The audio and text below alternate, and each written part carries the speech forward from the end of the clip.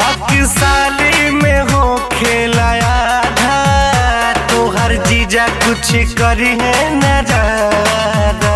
देखी मौका करब धोखा सब बुझाता जीजा, देखी मौका करब धोखा सब बुझाता जीजा। तनी डाले दय साली भेटाई मजा, तनी डाले दय साली भेटाई मजा।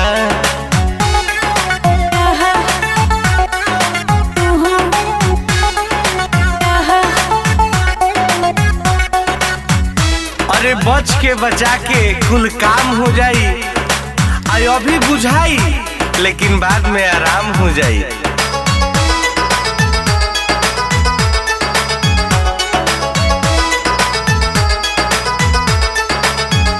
कहे पांडे रितेश चुप